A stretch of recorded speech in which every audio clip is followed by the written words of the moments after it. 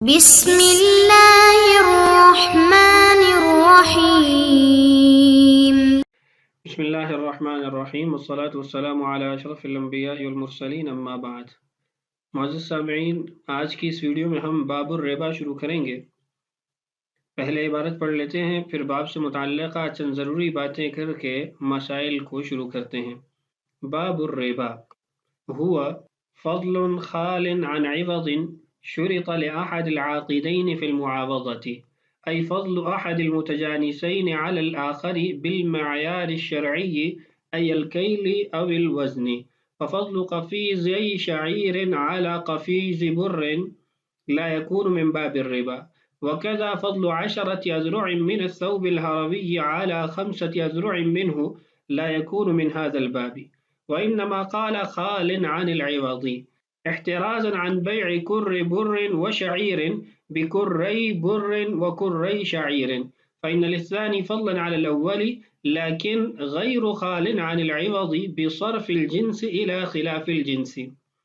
وقال شرط لأحد العاقدين حتى لو شرط لغيرهما لا يكون من باب الربا، وقال في المعاوضة حتى لم يكن الفضل الخالي عن العوض الذي هو في الهبة ربا، وعلته القدر مع الجنس، المراد بالقدر الكيل في المكيلات والوزن في الموزونات، وعند الشافعي رحمه الله الطعم في المطعومات والثمنية في الأثمان والجنسية شرط والمساواة مخلص والأصل الحرمة، وعند مالك رحمه الله علته الطعم والادخار، فحرم بيع الكيلي والوزني بجنسه متفاضلا ولو غير مطعوم كالجص والحديد، الجص من المكيلات والحديد من الموزونات، وفيهما خلاف الشافعي رحمه الله ومالك رحمه الله بناء على ما ذكرنا من العلة۔ اس باب کے اندر مصنف رحمہ اللہ نے 5 ابحاث ذکر کی ہیں، جس میں سب سے پہلی بحث اس کی تعریف ہے، دوسری بحث علت ہے۔ انہی 2 ابحاث سے انشاءاللہ آج کی اس ویڈیو میں ہم بات کریں گے۔ باب الربا، الربا لغت کے اندر کہتے ہیں اضافہ ہونا، بڑھوتری ہونا، اصطلاح کے اندر کہتے ہیں کل زیادت لم یقابلها عوض، ہر وہ اضافہ جس کے مقابل کوئی عوض نہ ہو۔ آگے مزید اس کی تفصیلات ہیں، اقسام ہے، وہ انشاءاللہ آگے پڑھیں گے۔ ربا کی 2 قسمیں ہیں، ایک کو ربا النسیئہ کہا جاتا ہے اور دوسرے کو ربا الفضل۔ ربا النسیئہ کو ربا القرآن بھی کہتے ہیں، ربا القرض، ربا الجاہلیہ بھی کہا جاتا ہے، اور اس کی تعریف یہ ہے کہ القرض المشروط فیہ الاجل وزیادۃ مال علی المستقرض، کہ ایسا قرض جس کے اندر مدت بھی مشروط ہو، طے شدہ ہو، اور اس کے اندر مستقرض پر زائد مال کو لازم کیا ہو۔ مثال کے طور پر 1000 روپے ادھار دیا اور کہا کہ جب تم مجھے 1 مہینے بعد ادائیگی کرو گے تو 1100 ادائیگی کرو گے، تو یہ 100 جو زائد ہے، اضافہ ہے، یہ ربا ہے، اور اسی کو اردو زبان کے اندر سود کہا جاتا ہے۔ عام طور پر ربا کا معنی سود کیا جاتا ہے، تو سود اس کا مکمل معنی نہیں ہے، بلکہ سود ربا النسیئہ کو ہمارے عرف میں کہا جاتا ہے، اور ربا النسیئہ کو ربا الجاہلیہ کہنے کی وجہ یہ ہے کہ یہ اسلام سے قبل بھی رائج تھا، اور ربا القرآن کہنے کی وجہ یہ ہے کہ قرآن پاک کے اندر اس کی حرمت ثابت ہے، اور ربا القرض اور النسیئہ یہ 2 مترادف کلمات ایک ہی معنی کے لیے ہیں، یہ واضح ہے۔ دوسری قسم ہے ربا الفضل، جس کو مصنف رحمہ اللہ نے بھی یہاں پر ذکر کیا ہے، اس کی تعریف انشاءاللہ آگے عبارت میں ہی پڑھ لیں گے۔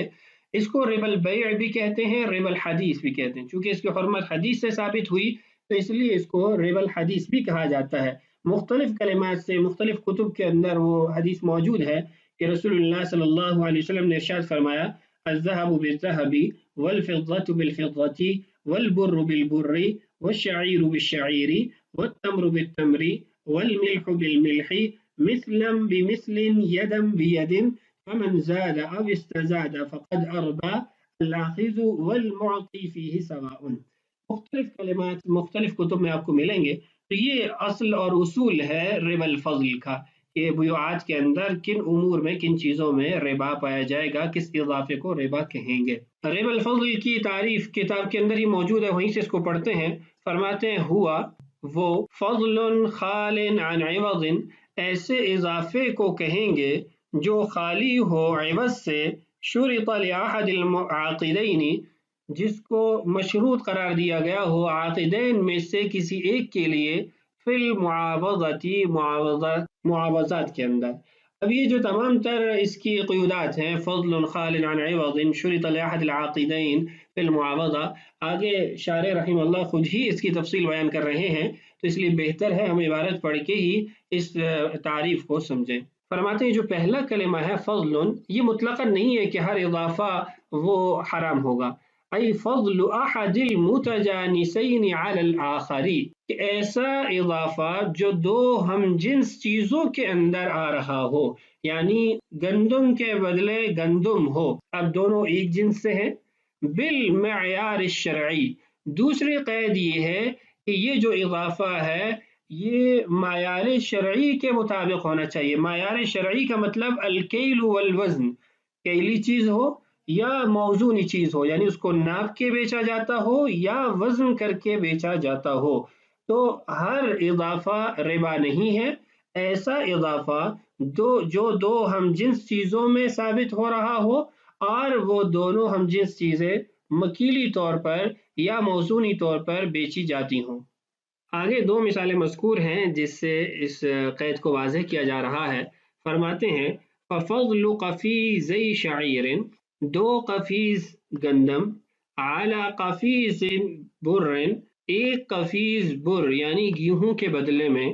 اب اضافہ تو پایا جا رہا ہے لیکن جنس ایک نہیں ہے، گندم کی جنس اور ہے اور گیہوں کی جنس اور ہے، لا یکون من باب الربا، اس کو آپ ربا نہیں کہہ سکتے۔ یہ وضاحت ہوگی پہلی چیز کی کہ المتجانسین، دونوں ہم جنس ہوں۔ دوسری قید تھی معیار شرعی کی، فرماتے ہیں وَكَذَا فَضْلُ عَشَرَةِ أَذْرُعٍ مِّنَ الثَّوْبِ الْهَرَوِيِّ عَلَى 5 أذرع منه، ہروی کپڑا میں سے 10 گز کو 5 گز ہروی کپڑے کے بدلے میں بیچا جائے تو اس میں بھی اضافہ پایا جا رہا ہے، لیکن اس کو آپ ربا میں شمار نہیں کر سکتے۔ وجہ کیا ہے؟ معیار شرعی یہاں پر موجود نہیں ہے، لا یکون من هذا الباب، یہ اس باب سے نہیں ہوگا چونکہ معیار شرعی نہیں پایا جا رہا۔ معیار شرعی سے مراد یہ ہے کہ کیلی اور وزنی چیز نہیں ہے، یہ مزروعی اشیاء میں شمار ہوتا ہے۔ تو پہلی قید کی وضاحت ہوگی کہ فضل اضافے سے کیا مراد ہے۔ دوسری بات خال عن عوض، یہ دوسری قید تھی، تو خال عن عوض سے کیا مراد ہے؟ فرماتے ہیں احتراز عن بیع کر بر و شعیر، کہ یہ جو قید لگائی اس قید کا فائدہ یہ ہے کہ ایک کر گندم اور ایک کر گیہوں کے بدلے میں بکر بر و کر شعیر، دو کر گندم اور 2 کر گیہوں بیچے گئے، تو یہ بھی اس میں داخل نہیں ہوں گے۔ وضاحت کر دیتا ہوں، میرے پاس 1 من گندم ہے اور 1 من جو ہے، میں آپ کو دیتا ہوں اور اس کے بدلے آپ سے 2 من گندم اور 2 من جو لیتا ہوں، تو یہ ربا نہیں ہوگا۔ کیوں؟ اس لیے کہ ربا کی تعریف میں ایک بات ہم نے یہ بھی کہی کہ خال عن عوض، عوض سے خالی ہونا چاہیے، یہاں پر عوض سے چیز خالی نہیں ہے کہ میں آپ کو جو 1 من گندم دے رہا ہوں اس کے بدلے میں آپ سے اس کے عوض کے طور پر 2 من جو لے رہا ہوں، اور جو میں آپ کو 1 من جو دے رہا ہوں اس کے بدلے میں آپ سے 2 من گندم لے رہا ہوں۔ تو جب ہم نے ایک جنس کو دوسری جنس کے مقابل بنایا، عوض بنایا، تو یہ خالد عن عوض نہیں ہے، اس لیے ربا کی تعریف میں شامل نہیں ہے۔ فإن الثاني فضلا على الأول، یہ جو دوسری دو ہے، 2 کر گیہوں اور 2 کر گندم، اس میں اضافہ پایا جا رہا ہے پہلے کی نسبت، لیکن غیر خال عن العوض، عوض سے خالی نہیں ہے، عوض موجود ہے۔ کیسے عوض موجود ہے؟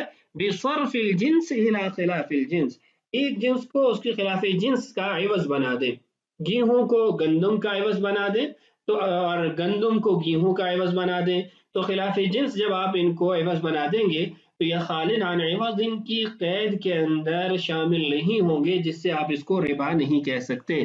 تیسری قید ہے شرط لأحد العاقدین، اس کی وضاحت دیکھیے، وقال، اور کہا، شرط لأحد العاقدین، 2 عاقدین میں سے کسی ایک کے لیے مشروط ہو کہ اس کو ملے گا، حتی لو شرط لغیرہما لا یکون من باب الربا، اگر ان 2 سے ہٹ کے کسی تیسرے کے لیے شرط لگائی گئی، مثلا میں آپ سے کہتا ہوں کہ 10 کلو کھجور میں آپ کو دیتا ہوں، آپ اس کے بدلے میں مجھے جو آپ کے پاس 10 کلو کھجور ہیں وہ دے دیں، لیکن 1 کلو کھجور آپ فلاں شخص کو بھی دیں گے، عامر کو بھی دیں گے.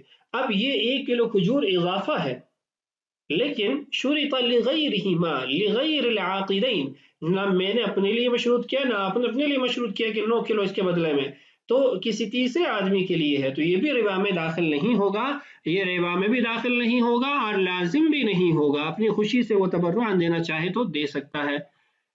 آخری قید تھی فی المعاوضہ، وقال فی المعاوضہ. اس کا فائدہ کیا ہوگا اس قید کا؟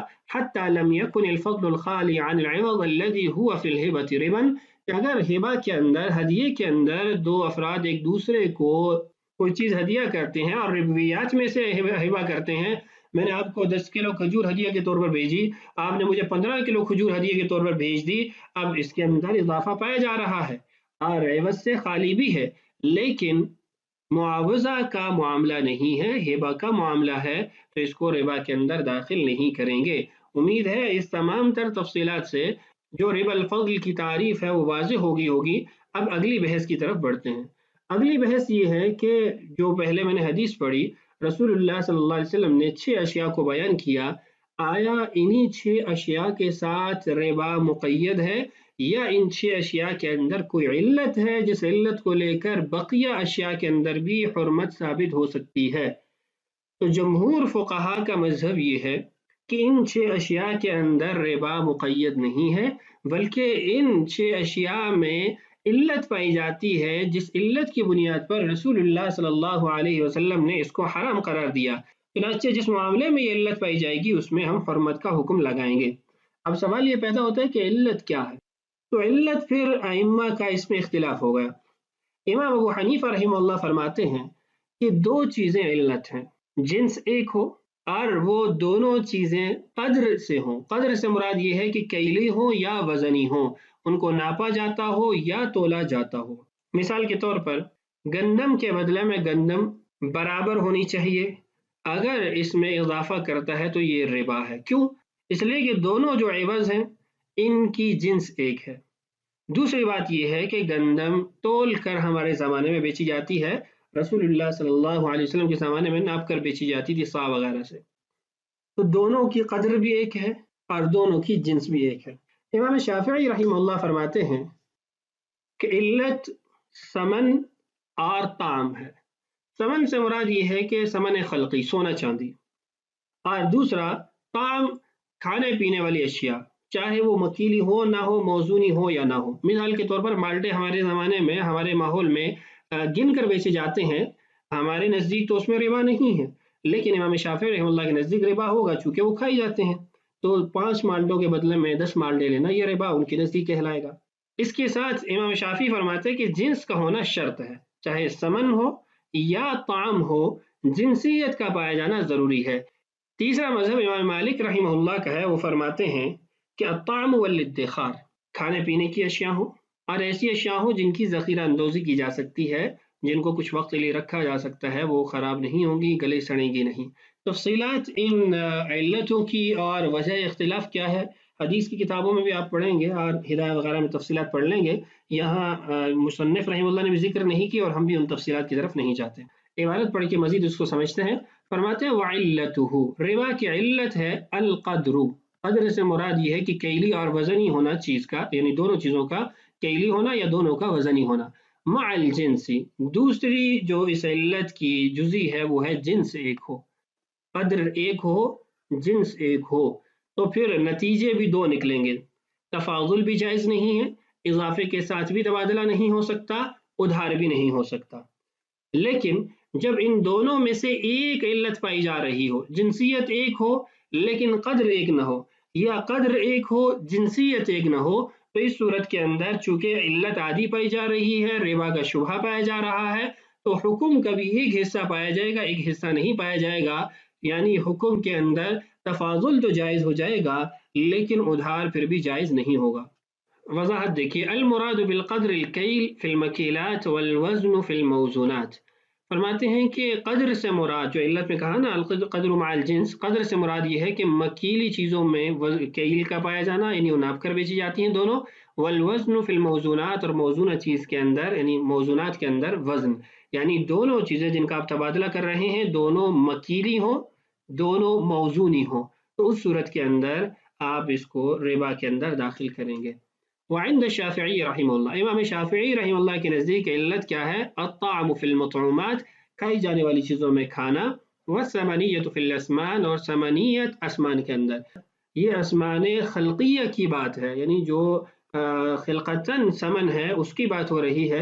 इस्तिलाही समन में उनके यहाँ ये हुक्म नहीं है, उसकी तफसीलात हैं, कोशिश करूँगा कि मैं किताब सर्फ के अंदर इसको जिक्र कर दूँ। वल जिनसियतु शर्तुन, जिन्स एक होना ये शर्त है, यानी मतऊमात के अंदर भी जिन्स एक होना शर्त है, समानियत के अंदर भी जिन्स एक होना शर्त है, और शर्त के साथ ही हुक्म पाया जाएगा, वाज़ेह सी बात है। वल मुसावातु मखलसन, अगर रिबा से बचना चाहते हैं तो उसका हल ये है कि बराबरी होनी चाहिए इन उमूर के अंदर, इन चीज़ों के तबादले के अंदर। वल अस्लु अल हुर्मतु, ये बड़ा कीमती जुमला है, इस पर आगे इख्तिलाफ भी आएगा। इमाम शाफिई रहमतुल्लाह के नज़दीक असल हुर्मत है, उसकी हिल्लत के लिए ये रिवायत है जिसमें अल्लाह के रसूल सल्लल्लाहु अलैहि वसल्लम ने चीज़ों को मुसावात के ज़रिए हलाल करार दिया और अज़्म मुसावात की सूरत में हराम करार दिया। ये आगे इंशाअल्लाह आ रहा है। वइंद मालिक रहिमहुल्लाह इल्लतुहु अत्ताअमु वल इद्दिखार, इमाम मालिक रहमतुल्लाह फरमाते हैं ताम और इद्दिखार ये दो इल्लतें हैं। अच्छा, इन इल्लतों के इख्तिलाफ से नतीजा क्या ज़ाहिर होगा उसकी अमसला देखिए। फहरुम बैउल कैली वल वज़नी बिजिन्सिही मुतफाज़िलन, तो हराम होगा कैली चीज़ों का और वज़नी चीज़ों का अपनी ही जिन्स से बेचना, मुतफाज़िलन इजाफे के साथ, वलौ गैर मतऊमिन, अगरचे वो मतऊमात में से ना हो, कल जस्स वल हदीदी, जैसे चूना और लोहा। अल-जस्स मिन अल-मकीलात वल हदीद मिन अल-मौज़ूनात, जस मकीलात में से, चूना मकीलात में से है और हदीद मौज़ूनात में से है। ये फरमा रहे हैं कि चूना और जो लोहा है हमारे नज़दीक इसके अंदर भी रिबा पाया जाता है, चूँकि जब आप चूने को चूने के बदले में बेचेंगे जिन्स एक है और दोनों मकीलात में से हैं। आप हदीद यानी लोहे को लोहे के बदले में बेचेंगे तो जिन्स एक है और दोनों मौजूनात में से हैं, तो हमारे नज़दीक इसके अंदर भी तफाजुल हराम होगा। लेकिन इमाम मालिक और इमाम शाफिई रहिमहुमुल्लाह के नज़दीक इसके अंदर रिबा नहीं पाया जाएगा। क्यों? इसलिए कि चूना गैर मतूम है, खाया नहीं जाता, और लोहा खाया नहीं जाता। वफ़ीहिमा खिलाफ़ु शाफिई व मालिक रहिमहुमुल्लाह, इमाम मालिक और इमाम शाफिई रहमतुल्लाह का इस मसले में इख्तिलाफ है। बिनाअन अला मा ज़करना मिनल इल्लति, उस इल्लत की बुनियाद पर जो हम पहले जिक्र कर चुके हैं। बात वाज़ेह है, मज़ीद तफसील की इसमें ज़रूरत नहीं है। इस मसले का बकिया हिस्सा अगली वीडियो में इंशाअल्लाह वाज़ेह करता हूँ, वहाँ बयान करूँगा। अल्लाह ताला से दुआ है अल्लाह ताला हमारे लिए इस बात की तकमील आसान फरमाए। अल्लाह ताला हम सब का हामी और नासिर हो। अस्सलामु अलैकुम व रहमतुल्लाहि व बरकातुहू।